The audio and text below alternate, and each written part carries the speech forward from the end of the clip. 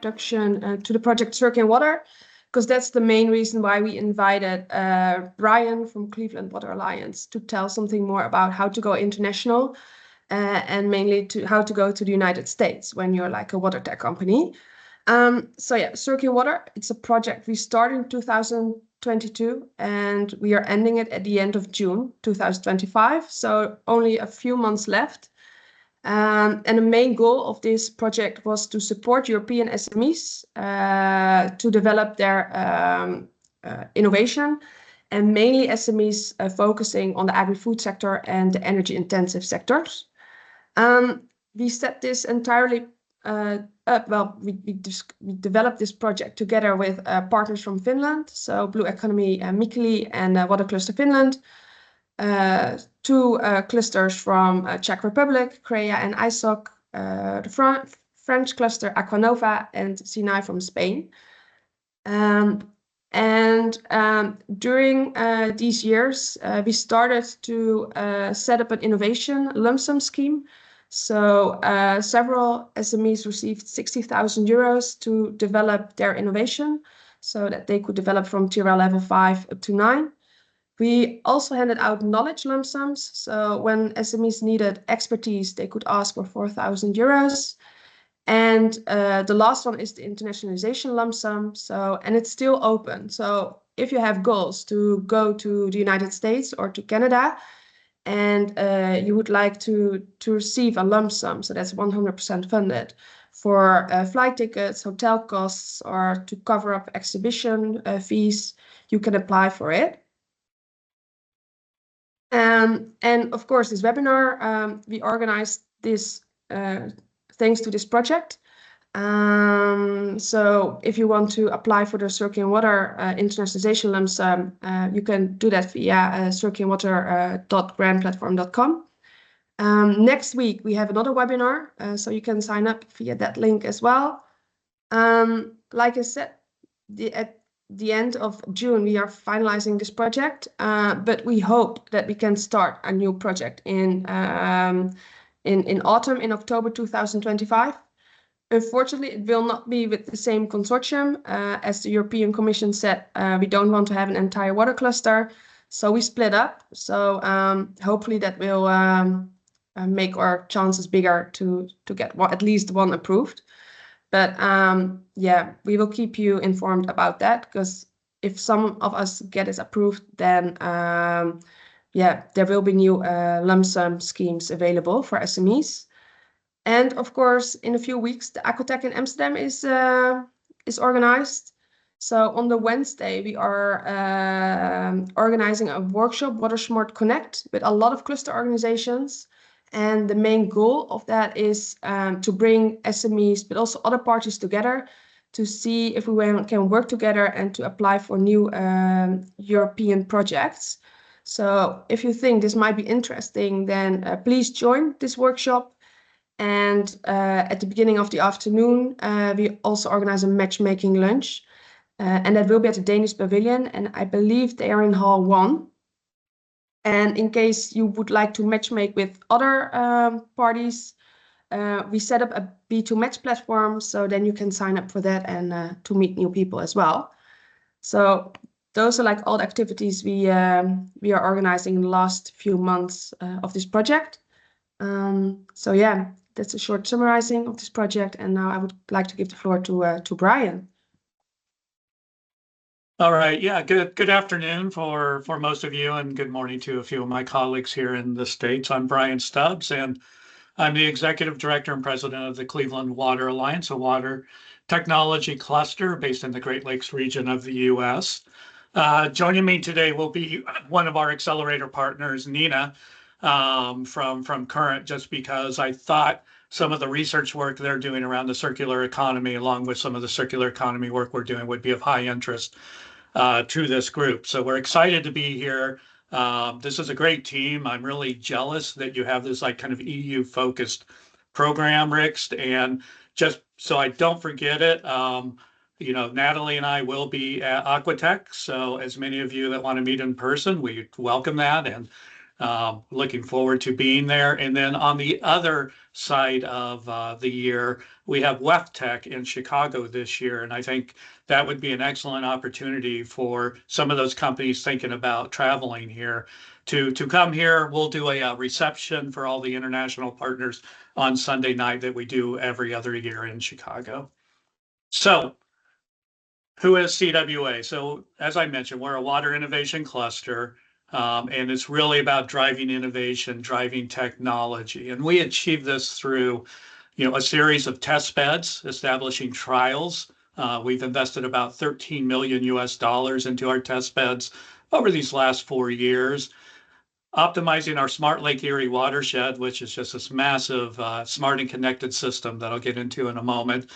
We really focus on market-driven needs and then matchmaking with end users. I think sometimes we lose sight of what is the market telling us that they need. And when we have that perfect fit, we can really, really get new products, new innovations to the market. We also offer non-dilutive grants and funding. We provide meaningful data, and that last one's extremely important, market visibility for your new technology as you're thinking about not only the United States, but the North American market. So a little bit of background here, our Smart Lake Erie watershed, those are a couple of our tower climbers. I always joke that I never thought I'd be writing checks to pay for tower climbers, but flash forward many years later, and as we've built this telemetry system, this is one of the benefits and fun things. So for those that don't know, the Great Lakes are a little over 20% of the world's fresh surface water. And what we've done with one of those 5 Great Lakes is to create the largest digitally connected fresh body in the world. So a little over 17,000 square kilometers of telecommunications coverage. In that, we've deployed over 400 sensors throughout and 20 plus million data points gathered annually. And these numbers are always growing, and there's always like new people coming into our smart lake. So, keep that in mind. But there's definitely European companies who have leveraged this data around trialing and creating new products and new data products. And a little bit of what this looks like. This is Lake Erie that you see. You can see where we're headquartered on the bottom right, Cleveland, and kind of the area that we're covering. This is growing statewide. And what this has allowed us to do is to enable a vast increase of automated real-time monitoring. And to give you a little idea of how big those Great Lakes are, here's a little overlay with Europe. They are massive. They're really inland oceans. So it's a really fascinating starting point for us. And, we're playing around with all sorts of different type of measurements, parameters. We're trialing a lot of new parameters, new technologies around nitrates, nitrites, real or near real-time E. coli sensors, all sorts of fun stuff that we have high interest from our European partners. So we wrap that into what we really are known for, which is our test beds. Accelerating these innovations really requires the ability to demonstrate, show off, and prove that technology. This we didn't develop out of thin air. This was a program we started 5 years ago with the help of a consultancy called McKinsey & Company and our head of innovation, Ms. E.B. Holst. And it was really trying to ask this question of why don't we see more water tech getting into the market? And what we noted was, we see a lot of technology in the research bench. Like in the basement of the research facility at the university or the corporation. And it works fine at that scale. But as soon as you take our environmental technologies into the market, into an actual utility, as an example, it really hasn't been tested and vetted. And we're talking about mission critical infrastructure. So because of that, there was a lot of fear of trialing things, and thus we were having trouble getting products to market. So our test beds have allowed us to actually deploy within the environment that the technology was meant to be deployed in, and with potentially the customer to get that real-time customer feedback. So our test beds really can demonstrate, prove out that technology. Utility matchmaking with pilots, massive thing that we're doing. Some of these are easy and fun and quick, and some of them take years in the making. I'll give you an example of that in a moment. We also lead some market-led open innovation challenges. The one we're probably most well known for is our lead service line detection without breaking ground. The idea that we can detect lead service lines that need to be replaced throughout the United States. And if you don't have to dig up a hole because these were buried 100 years ago, we don't know where they are. You can save a lot of money and accelerate the swap out of these lead service lines. So any technologies that can detect lead service lines without breaking ground of high interest, and we've built a whole test bed based on that. And at this point, we're a little over 70 deployments from over 14 countries into our test beds. I will note that Europe has been the lion's share of those technologies. There's a great history over these last few years of almost a half of our deployments coming from Europe at one point. So our test beds, again, really enable the innovators, entrepreneurs, tech companies to test, trial, pilot, and demonstrate your technologies in real world conditions across a range of environments. Really crucial and key as a takeaway point. And sometimes, your technology may be a earlier stage technology readiness level or TRL 6, 7, 8. That's okay. We can test, we can trial, we can go back, make improvements with you, even get into things like rapid prototyping for changes, and then redeploy. Or if you're at a TRL 9, maybe you're already deployed in Europe. The idea to pilot or to demonstrate as the first in North America is something of high interest to it, and we do that as well. What this allows us to do, benchmarking. We've invested millions of dollars into great equipment. So let's take IoT and sensors. We have pretty much all the best in class sensors, such as YSI, a great Xylem brand, based here in Ohio, manufactured here in Ohio. These are not cheap sensors. These are 5 to 10, 15, $20,000 a pop, US dollars, per sensor. And we've been trialing all sorts of like lower cost, maybe not 99% effective, but maybe 97% effective, but a 10th or a 20th of the cost. High interest in that. We'd like to support that full IoT life cycle. Our digital assets is probably where we see the most growth and where we have the most easy ability to plug and play your technology within our range of environments. Key point here, insurance. We underwrite a lot of this risk, and that's been a really key point as you demonstrate your product in the North American and the US market, is the ability to trial it, but to de-risk that trialing. We have 5 different insurance policies, starting with Lloyd's of London down to much more specific bespoke insurance companies. So we can have that conversation with you. And again, I want to emphasize, this is open to all innovators, from global multinational companies to the R&D lab in Prague, as an example. Utilities. So we work with over 30 plus utilities, and that's growing quarterly at this point, both public and private utilities. And what's really cool is all various sizes. So our utility partners can be some of the biggest in the United States down to, utilities that maybe are operating for 10, 15, 20,000 people. And we've led a variety of custom pilot projects, especially around some hard tech opportunities with these utilities. Probably the one we're most excited about right now has been a on-site generation of hypochlorite. This was a technology that we found in South Korea with a company called TechWind. We found them a pilot partner here regionally, mid-sized utility about, and I'm not, and Bricks hopefully won't make fun of me for this. I can't do my metric calculation, but it's about a 70 million gallons a day utility. So pretty good sized utility. And we got backing through, in this case, through the Ministry of Environment and Infrastructure in South Korea to pay for this pilot. And it literally, years in the making, arrived on the back of a container about 6 weeks ago, and is now being plugged in and deployed, and will be operational in March. But in this case, this is the first time this technology has been demonstrated in all of the Americas. And this will become a showcase site for showing this technology, and of course for this company, getting them to understand the market, getting the market to understand them, but also to match them with manufacturers. This is big equipment. No way can it be shipped on a regular basis from South Korea. So we're finding contract manufacturing for them as an example.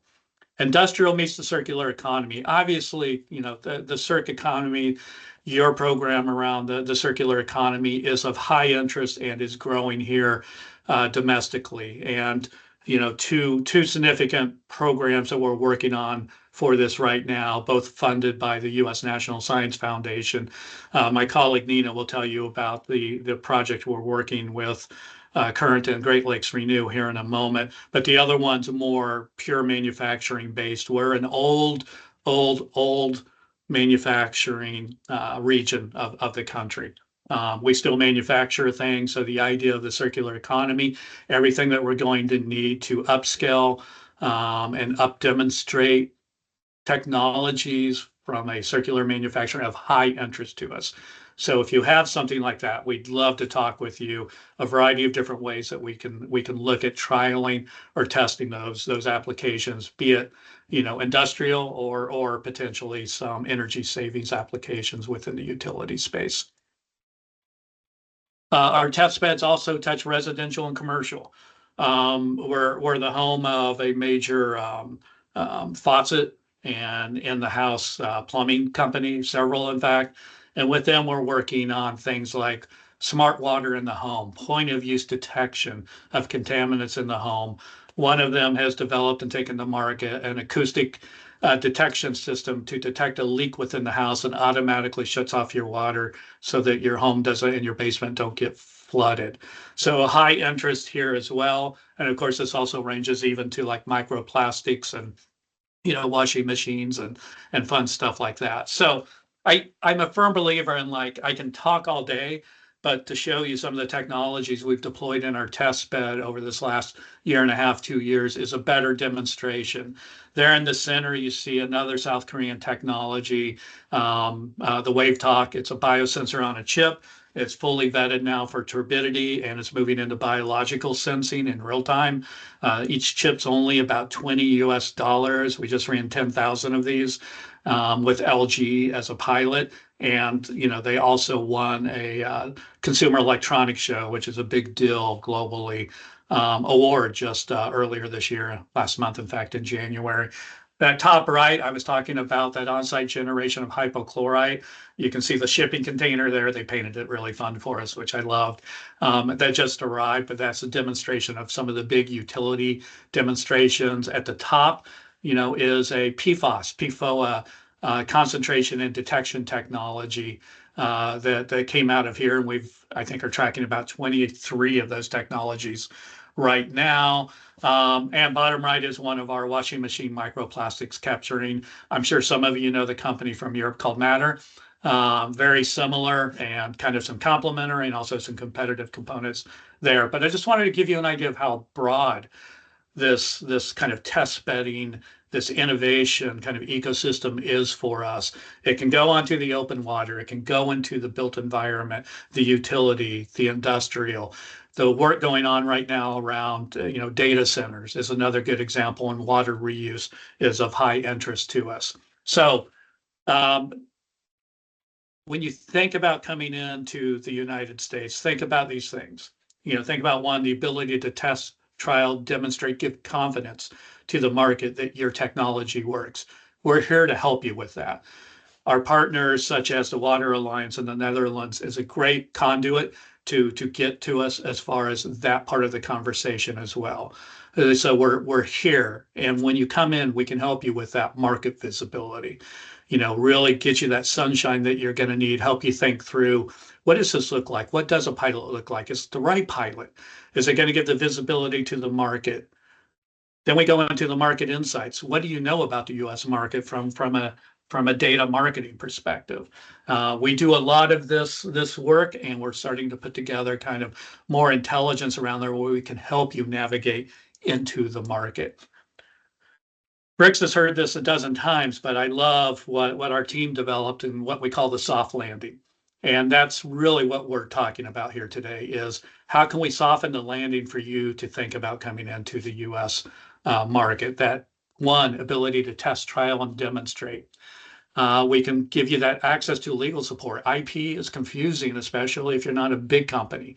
Understanding what you need to do in the US. So we've got access to a variety of different legal support that we can introduce you to. Regulatory support, we can help you with that and make introductions. Contract manufacturing and understanding of the BABA rules. This is going to be a bigger deal just with some political changes here in the US. Buy America, Build America for a lot of our utilities. There are rules around that, or there's also contract manufacturing that we can help you with. So it's a conversation we're ready for. We've been preparing for about 5 years now, but we can really help get you into the market, even when the market's a little, I'll just say dysfunctional here at the moment here in the States. And then there's also potential incentives and financing. Some of this can be direct, non-dilutive funding. We do have grants, financing options, and I'll get into one other program we're working on too in a minute. Another thing that our team's developed that we're really excited by is our pilot partner circular. This is the idea of, let's say your technology is mature. Maybe you're doing good sales in Europe, but you haven't thought through or had the ability yet to enter the US market. We have the ability to see if we can match you with either an industrial or a utility pilot partner to demonstrate your technology. And, we can get more into that more on a one-on-one, but Natalie, who's on this call, is a great point of entry for getting more information on all of this and getting you into our kind of innovation portfolio. Of course, we also, when we talk about the soft landing, we talk about the business hoteling space. This is a picture from our office. We're headquartered in partnership with a manufacturing growth network called Magnet. So it's that perfect kind of circ economy kind of component, because the biggest effort here regionally around manufacturing is where we're housed. But we have hoteling space, we have desk space. If you want to come in, trial something, pilot something, be part of our pilot partner circular program, you can fly here and work out of our office. We'd love to have you. If you want to launch your company out of our office, we're happy to help with that. This really allows for a really cool collaboration. You get to know us, you get to know workforce, you get to know sales, marketing people. It's really cool, really interesting. So we have several international companies in our office now, and it's been a blast, and I love the energy that creates. So I'll come back to this now. We also are standing up right now a $25 million equity investment in a venture capital firm. We're not making investments yet. I'm still fundraising on it. But this is the sort of additional kind of activities that we could potentially provide to you as you're entering the North American market.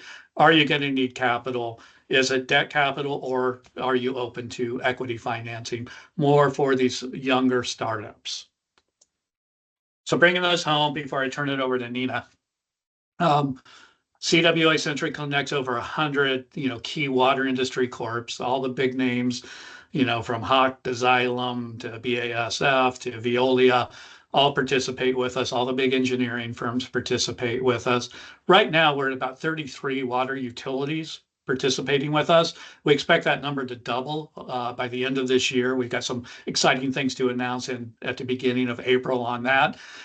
Research universities, you may need access to research. You may need access to engineering from a research standpoint. So we've got partnerships with 23 research universities. Many of these are Research One universities, which is the highest kind of caliber of research universities we have in the United States. So that's really fun. Over 6 federal partners. And then we work and tap into over 12 different accelerator programs throughout the US. We always say, maybe we're not the expert, but maybe we know somebody who is the expert. So if you come to us, if we don't have the answer, we're going to help get you the answer through these accelerators. And really that key kind of takeaway, those key programs, our Smart Lake Erie watershed, which is just massively, attraction from an IoT sensing, little robots that swim in the water, the next generation of all sorts of fun things. Our test beds as a whole, a great way to validate in a risk mitigation strategy way your technology in the United States. Our open innovation challenges, just something, we don't do these every year. They're big, they're massive. I mentioned the lead service line component, that one's still in progress. But we do these, and look, these are market fed. This is the market telling us we have a problem, We haven't been able to solve for it. Companies saying, if it was easily solvable, we would have solved for it. So it's saying, okay, there's an issue here. Let's put refined resources towards it. And of course, our Freshwater Innovation Fund. So with that, yes, I will be at Aquatech. Brix, I'm looking forward to participating in your event and make sure Natalie and I we'll make sure we get registered there to meet some of your companies. I'll be presenting a couple times on this same soft landing program while there, but we do have a rep in Europe, Leonard, who's in Germany. He will be with us, Natalie and I there. He's a great contact. He's a great conduit, a great also kind of first point of contact to getting to us. And here's my contact information. So if you need it, just reach out anytime. And with that, I'm going to stop sharing. And I'm going to turn it over to Nina with an introduction of the United States has been going big on a few kind of narrower areas on a variety of topics, including like quantum computing, next generation of lithium-ion battery technology. And one of the things they've gone big on is this idea of water as a really key driver. We've never been good in the United States about getting water the love that it needs. So there's been a lot of us doing these efforts out of, bootstrapping our way over the last, decade or two. But flash forward in the last 4 or 5 years, suddenly the conversation is changing. Water is a major input, a major constraint in growing our market. So with that, the National Science Foundation, as well as the Economic Development Administration, wanted to go big on a few areas. And one of the ones they went big on was, this idea of water and the Great Lakes region. So I don't want to steal her thunder, but one of our partners, is Current through a program called Renew. And Nina, who we will be kind to her because she's only been on the job 4 weeks. And I don't think she slept over that 4 weeks. But I would love for you to get to know that program as well. So Nina, I'm going to turn it over to you. Who could ask for a better introduction? Let me see if I can make myself share correctly here. Looks good. It looks good. Okay. Bryan, thank you so much for including me in this opportunity. It's lovely to meet everybody. As Bryan alluded to, I am a very recent transplant to the world of water. I'm a molecular biologist by training, so I've thought about water in a very different set of contexts. But what that has, and I, been in and around primarily the biopharma industry for decades, in particular in the Boston area. And so what I've done is spent an enormous amount of time thinking about, you have been calling it clusters, I would call it an ecosystem, but this idea of how do you accelerate things from the lab to the market? And how do you create the ecosystem of all of those different players around you that you need to be able to do that successfully and well? I have a colleague who likes to say that when you're an entrepreneur, every day is a valley of death. And sometimes it feels that way. And what I think about and what I'm excited to bring to and help Current to be able to do is to figure out how to address that at every step along the way. TRLs, technology readiness levels, have been thrown out a couple of times hither and yon over the course of this webinar so far. And I think about commercialization starting at TRL 1. And so this is the kind of ecosystem that Renew, anchored by Current, is trying to create. So Current is a Chicago-based water innovation hub, not quite 10 years old, spun out by the city of Chicago government in, I think, a very forward-thinking way, to do a couple of things: to grow, as Bryan alluded to, this circular blue economy, to accelerate innovation, and to do that by solving very pressing water challenges. As Bryan mentioned, the United States National Science Foundation made this incredibly audacious bet about a year and a half ago, that insofar as it took, say, 60 to 80 years for Boston to become the biopharma ecosystem that it is, can we accelerate that process, and can we do it in different kinds of industries in different parts of the country across the United States? And that is what Great Lakes Renew is an effort to do. I don't know if there are a lot of chemists on this webinar, but I think of Renew and what Current is doing as a catalyst in the true chemistry sense of the word, being a convener to bring parties together to lower the barriers to doing great things. And in particular, we are trying to do that around a very focused problem set, which is that the industries of today and the way that we use water today, unfortunately, in many ways, leaves valuable resources in wastewater and contamination.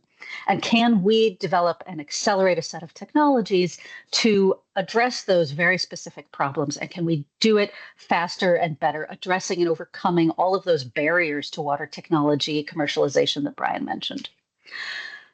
And in so doing, right, so can we spur the circular economy transition specifically around selective separation technologies, taking PFAS out of water, at the same time reclaiming things like critical minerals out of wastewater, and do that in a way that brings together all of the different parts of this economy and builds new industries around those goals. We have sort of 3 pillars to being able to do that. Like I said, we start at the very beginning, TRL 0, let's say, and we support and fund use-inspired research and development. Use-inspired research is that idea that a lot of research oftentimes, and I'm a molecular biologist, I love basic discovery science, but we want to be able to do science and support science that is really geared around not just developing and uncovering basic scientific principles, but towards use and implementation around these really important problems.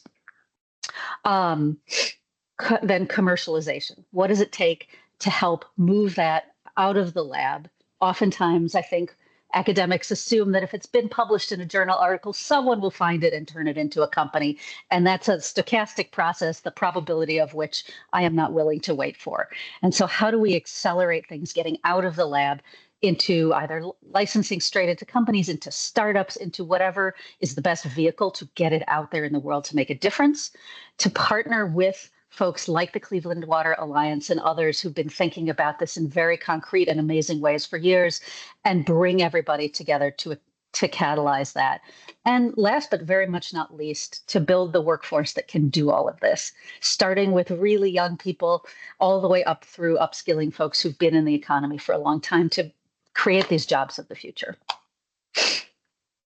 Bryan has been selling the Great Lakes region already for quite a few minutes. I don't have to necessarily keep doing that.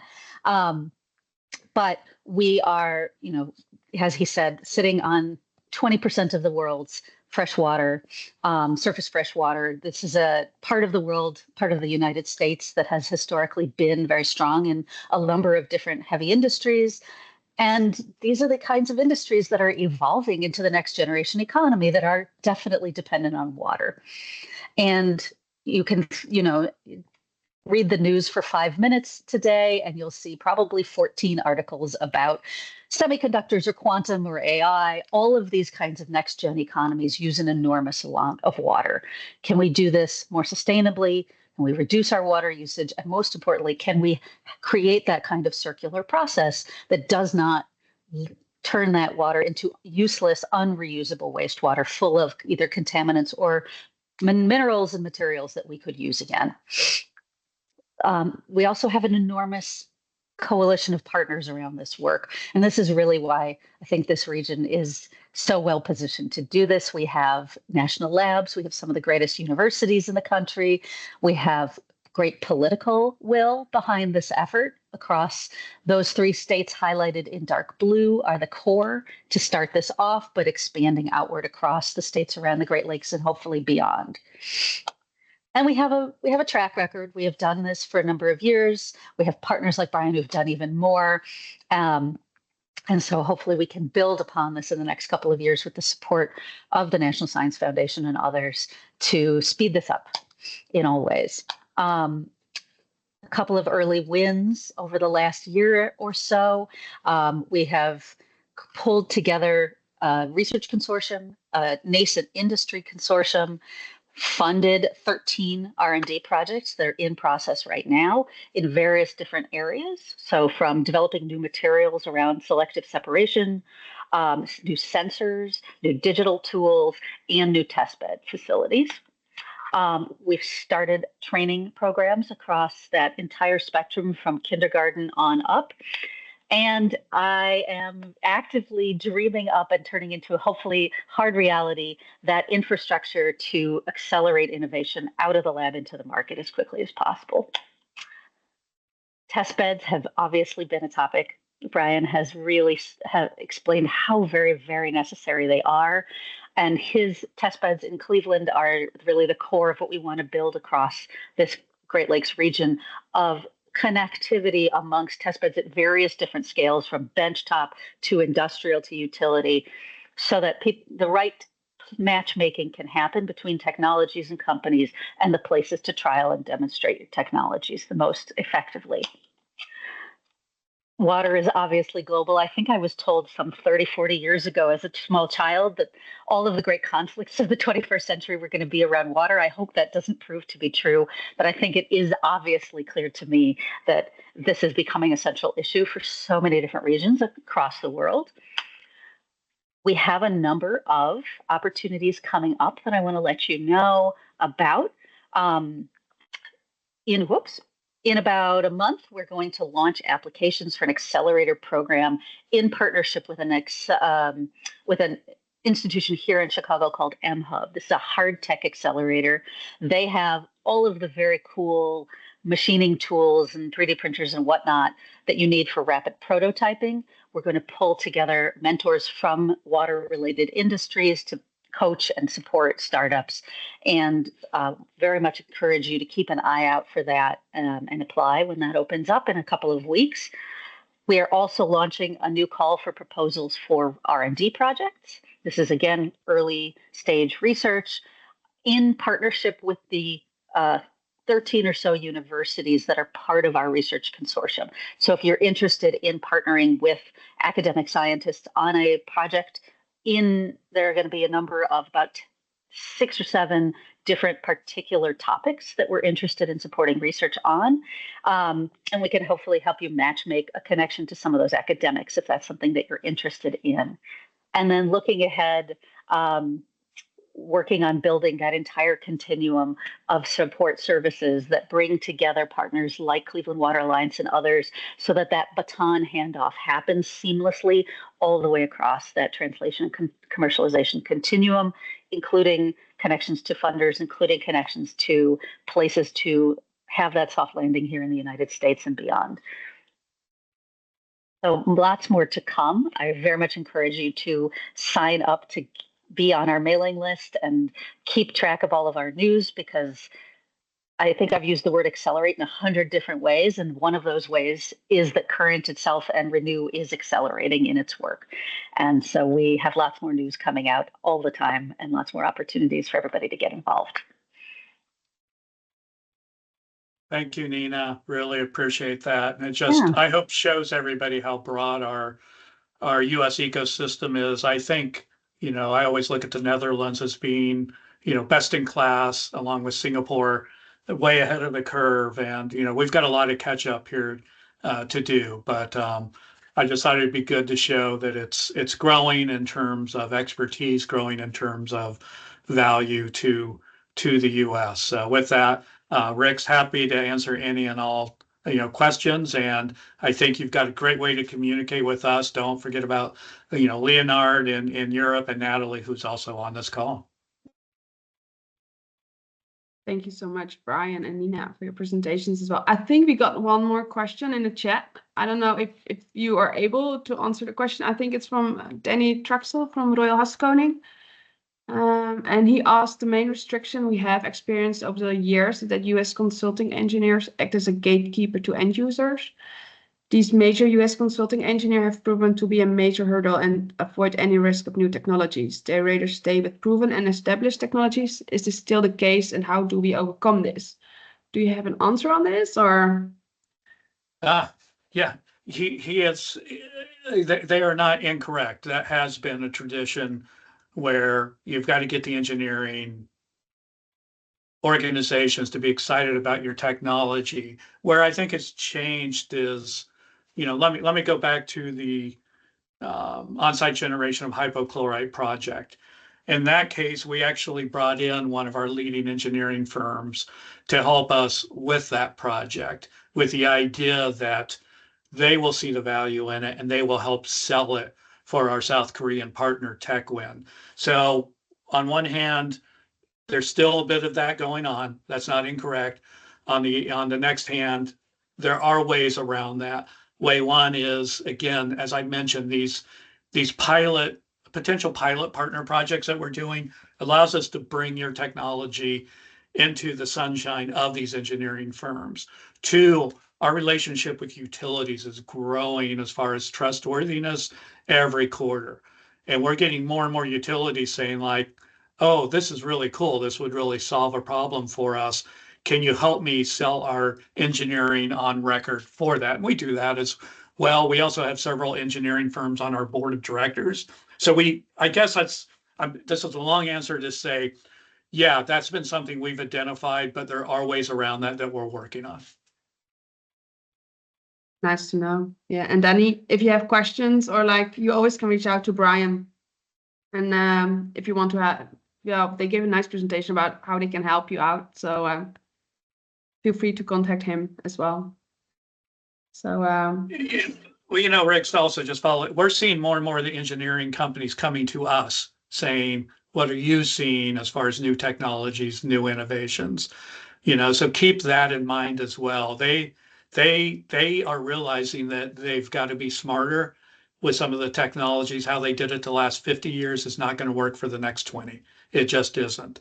And, there's all sorts of challenges around that. And, suddenly there's a little bit more fear in their heart of like, okay, we need to have innovation as part of this. And the big one, Danny, is digital water. We're seeing all the major engineering firms have this one key contact on digital. They're all coming to us right now. It's a blast. It's fun. Thank you so much. Danny, do you want to respond to that? Because I think you opened your mic. Thanks. Yeah, I opened my microphone. Just thanks, Bryan. I'll connect with Bryan on the Aquatech in March. So I think we can connect. We have a standard for last coding. So Bryan, please feel welcome to join because I have some great information to share with you and the hurdles that we overcome, mainly in Canada, which we have done a pilot with the University of Waterloo for a year and a half. I think Canada is different, of course, than the US, but Ontario is particular, not easy. So yeah, we can exchange some information. So I'll connect with you during the Aquatech. Beautiful, love it. Thank you.